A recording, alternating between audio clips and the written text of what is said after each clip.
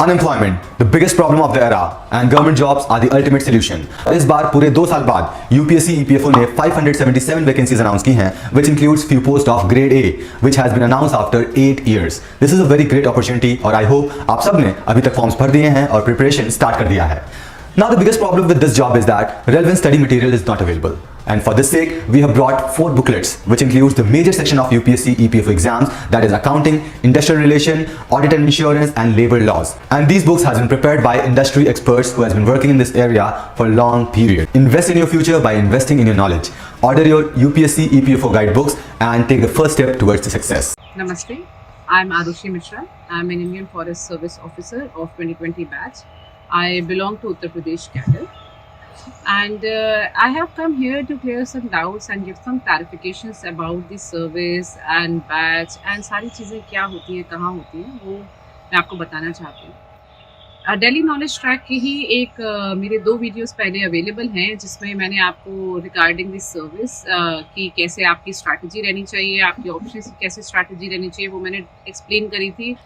लेकिन उसके बाद मुझे लगा कि मैं आपके कुछ डाउट्स करूँ रिगार्ड सर्विस. तो फर्स्ट चीज़ कि IFS किस चीज़ के लिए स्टैंड करता है. IFS stands officially for both Indian foreign service and Indian forest service. तो ऑफिशियली दोनों लोग IFS ही यूज़ करते हैं, लेकिन UPSC ने for the convenience of students IFS Indian forest service foreign service के लिए और IFOS इंडियन फॉरेस्ट सर्विस के लिए डेजिग्नेट किया है, जिससे फॉर्म भरने में थोड़ा आसानी हो, लोगों को समझ आए. क्योंकि फॉरेस्ट सर्विस एक ऑल इंडिया सर्विस है, जिसके बारे में हम आगे बात करेंगे, और फॉरेन सर्विस एक सेंट्रल सर्विस है. ये दोनों अलग अलग बात है. दूसरा, अगर हम एवोल्यूशन की बात करें कि हमारी सर्विस कैसे इवॉल्व करी थी, तो जब 1867 में फर्स्ट टाइम ब्रिटिशर्स ने इसको बनाया था, तो ये एक इंपीरियल फॉरेस्ट सर्विस कहलाती थी. लेकिन उसके बाद दे बिकेम ये फेडरल सब्जेक्ट से प्रोविंशियल सब्जेक्ट हुई, फिर डिसकंटिन्यू हुई, और 1966 में इसका एवोल्यूशन वापस से होता है, जब ऑल इंडिया सर्विस रूल्स के अंतर्गत इसका एवोल्यूशन बनता है एज इंडियन फॉरेस्ट सर्विस. अब उसके बाद मैं आपको बताना चाहूँगी कि ऑल इंडिया सर्विस का मतलब क्या होता है. ऑल इंडिया सर्विस हमारे देश में 3 सर्विसेज होती हैं, that is IAS, IPS and IFS, that is Indian forest service. All India service का मतलब क्या होता है कि आप स्टेट गवर्नमेंट और सेंट्रल गवर्नमेंट दोनों के अंडर काम करते हैं, and you are broadly what can be said as that you are appointed and dismissed both by the central government only. State government does not have the power to do so. And when we talk about कि आपकी posting कहाँ होती है, majority of the times you are given a cadre where you are posted. Cadre is the state that you fill according to your preferences. तो आपकी जो rank आती है, आपके preferences जो होते हैं, उसके बेसिस पे आपको cadre allocate होता है. For example, in my year I got the All India rank 2 and I filled the cadre as Uttar Pradesh as my first option. तो मुझे उत्तर प्रदेश cadre मिल गया, तो मैं एक स्टेट गवर्नमेंट में उत्तर प्रदेश स्टेट गवर्नमेंट की एम्प्लॉय हूँ. लेकिन जब मेरा डेपुटेशन का टाइम आ सकता है, जब मैं चाहूँ 9 साल के बाद, आज मैं आपको एक्सप्लेन करूँगी, तो मैं सेंट्रल गवर्नमेंट में भी जा सकती हूँ. जबकि अगर आप सेंट्रल गवर्नमेंट एम्प्लॉय होते हैं, तो आप हर जगह सिर्फ सेंट्रल गवर्नमेंट के जो ऑर्गेनाइजेशन है, अलग अलग स्टेट में काम कर रहे होते हैं, आप वहीं काम करते हैं. तो ये एक ब्रॉड डिफरेंस. दूसरी बात, अगर मैं बात करूँ कि ऑल इंडिया सर्विस है, तो कभी कभी कन्फ्यूजन आता है कि ऑल इंडिया सर्विस बनाने की ज़रूरत क्या थी, forest service all India service क्यों है. तो फर्स्ट पॉइंट जो I would say, it is a concurrent subject. Concurrent list जो आपकी होती है, उसमें एक सब्जेक्ट जो है आपका फॉरेस्ट एंड वाइल्ड लाइफ, एक वो सब्जेक्ट है. तो इसलिए आपको सेंट्रल और स्टेट गवर्नमेंट दोनों को कोहेसिवली काम करना होगा ये आगे बढ़ाने के लिए.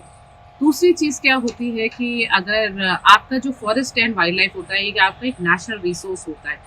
कभी भी आपका नेशनल रिसोर्स जो होता है, वो हमारे डेवलपमेंट की, हमेशा जो फॉरेस्ट या वाइल्ड लाइफ होती है, उसमें डेवलपमेंटल इश्यूज होते हैं. आपको डेवलपमेंट के अगेंस्ट आपको रोकना पड़ता है, क्योंकि आपको उसको रिजर्व अगर आप स्टेट सब्जेक्ट बना देते हैं, तो हर स्टेट के अपने डेवलपमेंटल पैरामीटर्स होंगे, वो आगे हर जगह ऐसा प्रोटेक्शन हो पाए ऐसा ज़रूरी नहीं है. तो एक ओवर आर्किंग आपको एक सेंट्रल गवर्नमेंट का मैंडेट होना चाहिए, जो आप फुलफिल करते हैं.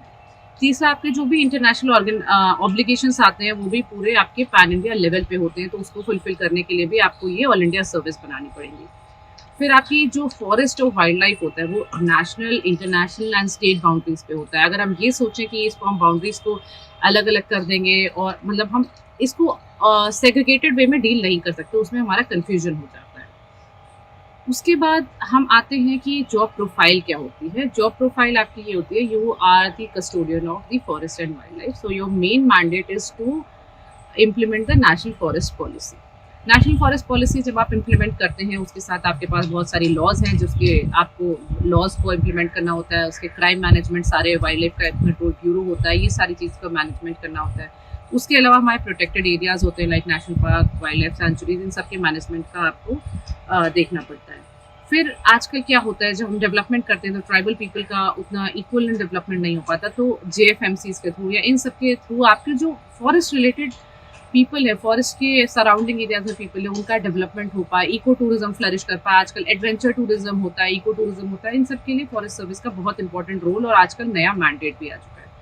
उसके अलावा हमारी बहुत सारी इंटरनेशनल कॉन्फ्रेंसेस होती हैं, इतनी सारी मीटिंग्स होती हैं जिसमें ये बताया जाता है environmentalism is a new thing, environmental consciousness have been a part of Indian culture and now it has been rising all over the world.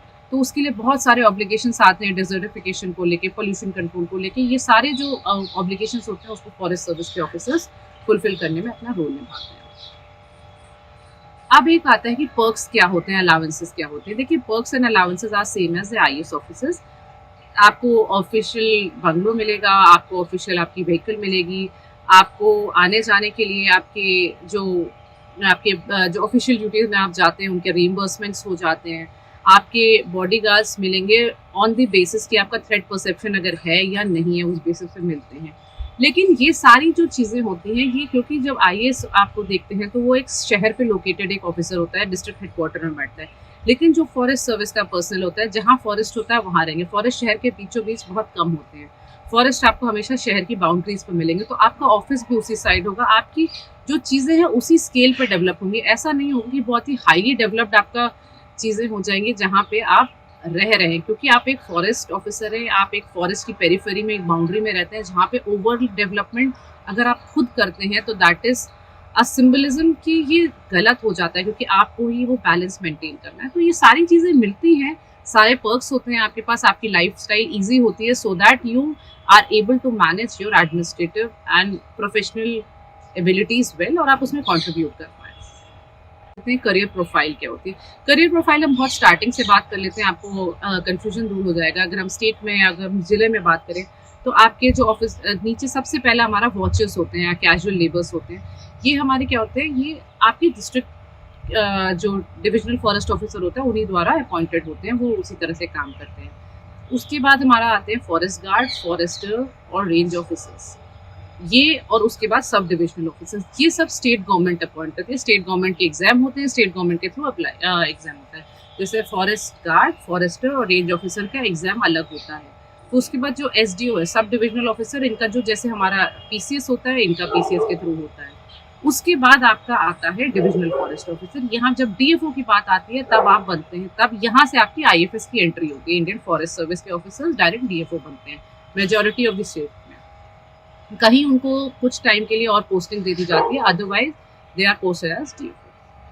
तो जो शुरुआत की हायरार्की है वो अलग हायरार्की है, जो कि आपकी होगी वॉचर्स हो गए, उसके बाद आपके फॉरेस्ट गार्ड हो गए, फॉरेस्टर हो गए, और रेंज ऑफिसर्स हो गए, और सब डिविजनल ऑफिसर्स हो गए। रेंज ऑफिसर अगर मैं आपको याद दिलाना चाहूँ तो if you watch the movie Kantara that I mention again, कि उसमें जो आपके ऑफिसर थे वो रेंज ऑफिसर थे, हमारे फील्ड लेवल के सबसे इंपॉर्टेंट ऑफिसर होते हैं।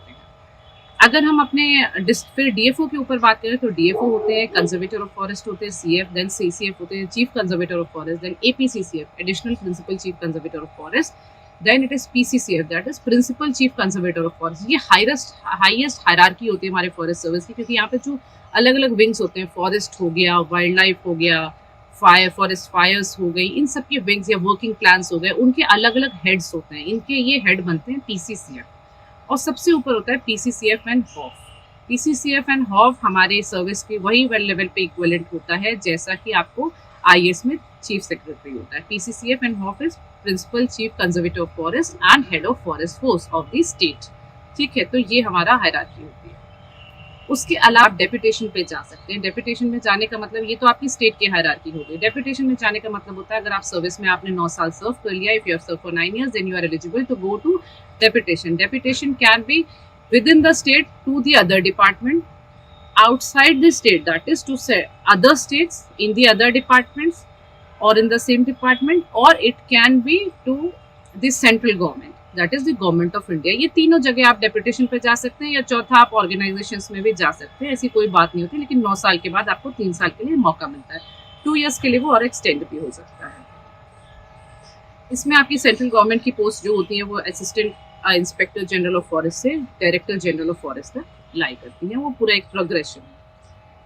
इसके बाद आपका ACS फॉरेस्ट आते हैं, additional chief secretary forest, then आपके forest minister, then is the chief minister. अब हम बात करते हैं एलिजिबिलिटी क्राइटेरिया क्या होता है। एलिजिबिलिटी क्राइटेरिया क्या होता है कि आपको साइंस या इंजीनियरिंग का ग्रेजुएट होना पड़ता है। आपके बैचलर्स, मैं आपको थोड़ा इसलिए एक्सप्लेन करूंगी, इसमें सबसे ज़्यादा ज़रूरी है क्योंकि मैक्सिमम क्वेश्चंस यहीं आते हैं। तो साइंस या इंजीनियरिंग का आपका ग्रेजुएशन होना चाहिए, या you have done bachelors with any subject amongst the 8 subjects that I'll be telling you. 8 subjects are animal husbandry and veterinary sciences, 2nd botany, 3rd chemistry, 4th geology, 5th mathematics, 6th statistics, 7th physics and 8th zoology. अगर आप में से कोई bachelors आपने degree करी है जिसमें कोई भी एक बार ये सब्जेक्ट फॉल करता है, कोई भी ये सब्जेक्ट, तो आप एलिजिबल होते हैं। या आपने बैचलर्स करी होती है एग्रीकल्चर, फॉरेस्ट्री और एनी इंजीनियरिंग सब्जेक्ट। तो ये आपके क्राइटेरिया, ये आपको यूपीएससी की नोटिफिकेशन में मिल जाएंगे। लेकिन ये मेजॉरिटी ऑफ लोगों का यही डाउट होता है कि हम कर सकते हैं कि तो नहीं कर सकते कि कर सकते हैं। लैंग्वेज ऑफ एग्जामिनेशन आपकी हमेशा इंग्लिश ही रहती है, ये इसका आप रीजनल लैंग्वेज में नहीं दे सकते हैं। अटेम्प्ट्स की बात करें तो जनरल, ओबीसी और SC/ST अगर हम देखें तो हमारी जो जनरल की कैटेगरी होती है उसमें 6 अटेम्प्ट मिलते हैं, ओबीसी की कैटेगरी होती है उसमें 9 अटेम्प्ट मिलते हैं, और अगर आप SC/ST की कैटेगरी का है तो उसमें आपको अटेम्प्ट्स आपके अनलिमिटेड हो जाते हैं, they are restricted by the age, जो कि आप यूपीएससी की वेबसाइट पे देख सकते हैं। उसके बाद अगर आप एलिजिबल हैं, आपने एलिजिबिलिटी क्राइटेरिया देख लिया, तो यूपीएससी के एग्जाम को आप देते हैं, उसमें प्रीलिम्स जो होता है वो आपका कॉमन होता है। सिविल सर्विसेज से आप जब फॉर्म भरते हैं तो आपको आता है कि are you applying for civil services, you applying for forest service और बोथ, तो आप उसमें बोथ भरना सबसे लॉजिकल चॉइस होती है उस समय। प्रीलिम्स आप देखते हैं 10 से 15 मार्क्स आने पड़ते हैं, जो कि मैंने एक बार पहले भी डिटेल कर रखा है इस वीडियो में, आप समझ जाएंगे उसको देखेंगे तो। दूसरा, आपका प्रीलिम्स आपका कॉमन हो जाने के बाद आपका मेंस डिफरेंट रहता है, because it is a technical service, so you are suppose to take technical option that will be dealing later. तो आपको मेंस आपका अलग होता है, उसमें जनरल इंग्लिश, जनरल नॉलेज के पेपर होते हैं, जो कि दोनों स्कोरिंग होते हैं, आपको स्कोर करना होता है, 300 मार्क्स के होते हैं। Then there is optional papers, there are 2 optional, both having 2 paper 1 and paper 2, all the paper bearing 200 marks each, तो टोटल 6 पेपर होते हैं मेंस के। फिर आपका इंटरव्यू होता है, वो भी 300 मार्क्स का होता है, जिसमें आपको जो आपका नॉर्मल यूपीएससी इंटरव्यू होता है वही बोर्ड होता है, वही चेयरमैन होते हैं, वैसा ही इंटरव्यू होता है, बिल्कुल सिमिलर, इसमें कोई डिफरेंस नहीं होता है। फिर आपका मेडिकल टेस्ट आता है। मेडिकल टेस्ट में 2 बातें जो मेजॉरिटी ऑफ बच्चे पूछते हैं कि एक तो क्या और भी बातें हैं हो सकती हैं कि कलर ब्लाइंडनेस का क्या इशू है, तो कलर ब्लाइंड एक्सेप्टेबल नहीं होता है, ये टेस्ट होता है। दूसरी बात, आपकी आई पावर का क्या आता है, तो आपकी स्फेरिकल प्लस सिलेंड्रिकल अगर -8 से ज़्यादा है किसी भी आँख की, तो आपके लिए मेडिकल बोर्ड बैठेगा। इट इज़ नॉट कि you will be rejected. Medical board बैठने का मतलब होता है कि आपको अगले दिन बुलाया जाता है, 2-3 दिन आपका बैठा के वापस से आपका टेस्ट किया जाता है, और आपको ये देखा जाता है कि रेटिनल डैमेज तो नहीं है, और आपको अगर आप रेटिनल डैमेज नहीं है तो आप एक्सेप्ट कर लिए जाते हैं। तो ऐसा नहीं है कि आपकी पावर -8 से ऊपर हो रही तो आप रिजेक्ट हो गए, इसकी आपको 2-3 दिन का और प्रोसेस होता है। फिर हाइट का क्राइटेरिया होता है, मेल्स के लिए 163 सेंटीमीटर और फीमेल्स के लिए 150 सेंटीमीटर होता है, जो कि रिजर्व कैटेगरीज में थोड़ा सा रिलैक्स्ड होता है। उसके बाद आपका आता है, उसके अलावा आपके जो मेडिकल टेस्ट में होते हैं कि वो सारे तरीके, और आपके लंग टेस्ट करते हैं, आपका जो है सारी आपकी फिजिकल पार्ट्स, जैसे आपकी नॉकनीज है कि नहीं है, फ्लैट फुट है कि नहीं, ये सारी चीज़ें चेक करते हैं, बट वो बहुत ही आराम से ईजिली कंडक्ट हो जाते हैं। फिर फिजिकल टेस्ट की बात आती है। फॉरेस्ट सर्विस का physical test is important test, उसमें आपको वर्क करने का होता है, 4 आवर्स का टाइम दिया जाता है, 25 kilometre that is 25 kilometres for male and 14 kilometres for female, आपको ये कवर करना होता है विदिन 4 आवर्स। ये आपका दिल्ली में होता है। ये आपको after you clear your prelims, mains, interview and medical, then you are given a date for physical test. उसके बाद आपका लास्ट ही होती है पुलिस वेरिफिकेशन। अगर आपका पुलिस वेरिफिकेशन आपके घर पे आते हैं, पुलिस वेरिफिकेशन हो जाता है, you are recommended, then you are all ready to join the service. Options के बारे में आपको मैं बताना चाहूँगी, क्योंकि ये कन्फ्यूजन होता है कि हम ऑप्शंस ले क्या, ये सर्विस की तो बात हो गई, लेकिन ऑप्शंस क्या है। तो ऑप्शन देखिए, टेक्निकल सर्विस है तो इसके टेक्निकल ऑप्शनल्स होते हैं, तो सिर्फ 14 ऑप्शनल्स ऐसे हैं जो कि आप ले सकते हैं। It might overlap with the civil services, it might not overlap. I had sociology में सिविल्स, तो और इसमें मेरा फॉरेस्ट्री और जियोलॉजी था, तो आप अपनी चॉइस के हिसाब से ले सकते हैं। ऑप्शंस में एक बार इसलिए डिटेल करूँगी क्योंकि वही बात, यही क्वेश्चन आप लोग वापस से कमेंट्स में पूछेंगे। तो ये 14 ऑप्शनल हैं जो कि आपको देखने चाहिए कि इनमें से अगर कोई भी ऑप्शन जो ये सूटेबल होता है वो आपको लेना है। कुछ ऐसे कॉम्बिनेशंस हैं ऑप्शंस के जो कि अलाउड नहीं है क्योंकि वो बहुत सिमिलर हो जाते हैं, इसलिए वो अलाउड। ऐसे 6 कॉम्बिनेशंस हैं, आप बिल्कुल वेबसाइट से चेक करिएगा मेरी, लेकिन फिर भी मैं आपको बताना चाहूँगी। Agricultural engineering, agriculture and forestry, chemistry and chemical engineering, mathematics, statistics, agriculture and animal husbandry and veterinary sciences. और इंजीनियरिंग सब्जेक्ट, हमारे 4 इंजीनियरिंग सब्जेक्ट अवेलेबल हैं, agriculture engineering, chemical engineering, civil engineering and mechanical engineering. इसमें से कोई भी एक engineering choose कर सकते हैं। तो ये जो कॉम्बिनेशंस हैं वो आप नहीं चूज कर सकते। 5 कॉम्बिनेशन जो बगल बगल वाले हैं उसमें दोनों, ये नहीं कि ऑप्शन 1 ये ऑप्शन 2 ये कर लिया, ऐसा नहीं कर पाएंगे। आप एक लीजिए और एक कोई और लीजिए। और जो इंजीनियरिंग में एक ही सब्जेक्ट आपका इंजीनियरिंग का हो सकता है, ऐसा भी नहीं होता कि आप सिविल इंजीनियरिंग और मैकेनिकल इंजीनियरिंग दोनों आपने लें, तो ये आपका नहीं होता। उसके बाद हम बात करते हैं आपके एक्सटेंशन की। एक बहुत कंफ्यूजन होता है कि एक्सटेंशन लेते हैं, ईओएल लेते हैं, ये प्रॉब्लम है क्या? ये बात ये होती है कि जब आप सेलेक्ट हो गए, आपने ये सारी चीज़ें कर लिया, आपने पूरा प्रोसेस कर लिया and you got selected. Selection के बाद अगर आपको मान लीजिए वापस प्रिपेयर करना है, क्योंकि आईएएस या फॉरेन सर्विस 2 ऐसी सर्विस होती है उनके बाद आप वापस प्रिपेयर नहीं कर सकते, बट बाकी सर्विसेज में आप वापस प्रिपेयर करते हैं। अगर आप प्रिपेयर कर रहे हैं तो आपको लीव चाहिए होगी, तो आप लीव चाहिए होगी तो उसके लिए आप क्या करते हैं, आप या तो एक्सटेंशन अप्लाई करते हैं या ईओएल। ईओएल का मतलब होता है जो कि फॉरेस्ट सर्विस में शुरुआत में नहीं मिलता और सर्विसेज में मिलता है, जिसमें क्या होता है आप जाएंगे, जैसे आप अगर फॉर एग्जांपल आप आईआरएस में हैं तो आप एकेडमी जाएंगे, वहाँ पे ज्वाइनिंग अपनी देंगे और EOL that is extra ordinary leave के लिए अप्लाई करेंगे, आपको 1 साल के लिए मिल जाएगी। उसमें आप आपके सर्विस के पार्ट भी हैं और आप जिस साल आपने ज्वाइन किया आप उसी बैच के स्टूडेंट भी हैं, ठीक है। आपको वही माना जाएगा, आप 1 साल बाद ट्रेनिंग ज्वाइन करेंगे, लेकिन इस बीच में आप कोई और ट्रेनिंग नहीं ज्वाइन कर सकते, इसका कोई और सर्विस नहीं ज्वाइन कर सकते। आप ज्वाइन करते हैं तो आपको ये छोड़ना पड़ेगा। ये इसका एक पॉजिटिव पॉइंट है कि आपका बैच सेम रहता है, आप ज्वाइन करके आ जाते हैं। दूसरा एक नेगेटिव पॉइंट है कि आप कोई और अगर ज्वाइन करते हैं सर्विस तो आपको ये छोड़नी पड़ेगी या दूसरी आप नहीं ज्वाइन कर पाएंगे। फॉरेस्ट सर्विस में क्या होता है, शुरुआत में आपको ईओएल नहीं मिलती, अगर आपको वो लीव लेनी है तो आपको एक्सटेंशन मिलता है। What is extension? एक्सटेंशन आपको ऑनलाइन मिल जाता है, आप MOAFCC में और फॉरेस्ट एकेडमी में आप मेल करते हैं तो वहाँ पे आपको एक्सटेंशन मिलता है कि आप ज्वाइन नहीं करते, लेकिन आपको कह देते हैं कि आपने जितना टाइम का मांगा है 6 महीने 1 साल के बाद आप ज्वाइन कर लीजिएगा। इससे क्या होता है, इसका नेगेटिव जो ये होता है कि आप जब ज्वाइन करते हैं वही साल आपका बैच हो जाता है। आपका बैच ये नहीं कि आपका शुरुआत का आपका बैच ही आपका बैच हो, आपने 1 साल बाद ज्वाइन किया तो आपका 1 साल बाद होगा। और लेकिन आपका जो उस समय का जो पीरियड होता है उसमें आप किसी सर्विस को आपने ज्वाइन नहीं कर रखा, आप चाहे तो आप कोई भी और सर्विस ज्वाइन कर ले तो आपको ये छोड़ने की जरूरत नहीं पड़ेगी। You have not joined officially, ठीक है। तो इसी वजह से जैसे मैंने 2018 एग्जाम दिया था फॉरेस्ट सर्विस का, उसके बाद से 2019 में मेरी ट्रेनिंग आई थी, दैट इज 19 एंड 19 में I took an extension for an year because मुझे आगे अपने रीजंस की वजह से मैंने पढ़ना था, मैंने ले लिया। तो उसके बाद क्या हुआ, जब मैंने फॉरेस्ट सर्विस को वापस ज्वाइन किया तो मैंने 2020 में ज्वाइन किया, तो मेरा जो स्टेट जो आपका ज्वाइनिंग डेट थी वो 2019 की जगह जो अब मेरा बैच हो गया वो 2020 हो गया। लेकिन उस ड्यूरेशन में 1 साल में मैं अपना कोई भी और सर्विस ज्वाइन कर सकती हूँ या मैं इसी सर्विस को ज्वाइन करना है, ये आपकी फ्रीडम होती है।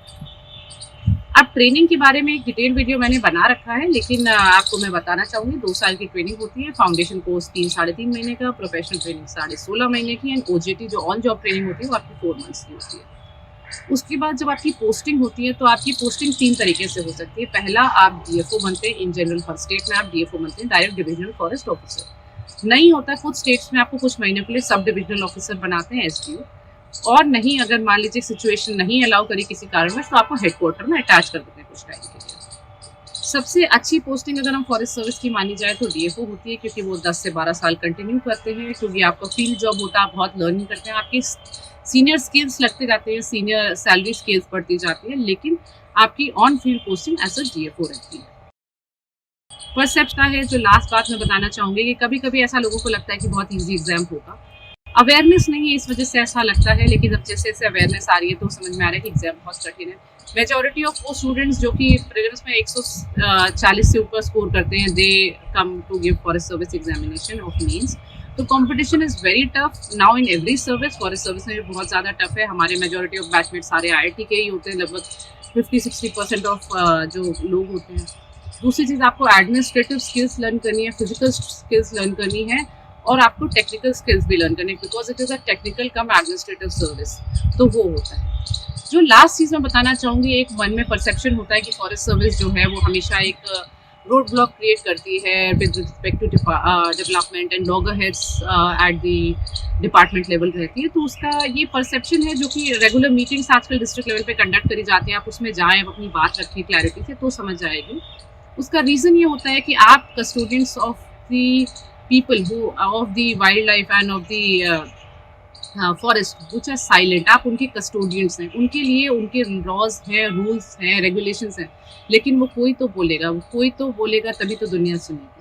तो आप वो ऐसे व्यक्ति होते हैं जो बोलते हैं, जो डेवलपमेंट के लिए आपको बोलना पड़ता है, अपनी बातें रखनी पड़ती हैं, तो कभी कभी आप डेवलपमेंट के अगेंस्ट दिखाई देते हैं, जबकि आप एक सस्टेनेबल डेवलपमेंट के को प्रमोट करते हैं। अगर आप ऐसी बातें अपनी मीटिंग्स में रखते हैं तो जिला प्रशासन या हर जगह आपकी बातें समझी जाती हैं और उसी को प्रमोट किया जाता है, क्योंकि हमारा देश सस्टेनेबल डेवलपमेंट पे ही था और आगे भी वहीं बढ़ रहा है। तो मैं होप करती हूँ कि ये सारी बातों में से आपके कुछ डाउट्स क्लियर हुए होंगे। जो डाउट्स रह गए हों आप ज़रूर कमेंट सेक्शन में बताइएगा। अगर टाइम मिला तो, मौका मिला, मैं ज़रूर एक नए वीडियो के साथ आपको इस चीज़ में गाइड करने में कोशिश करूँगी। Thank you.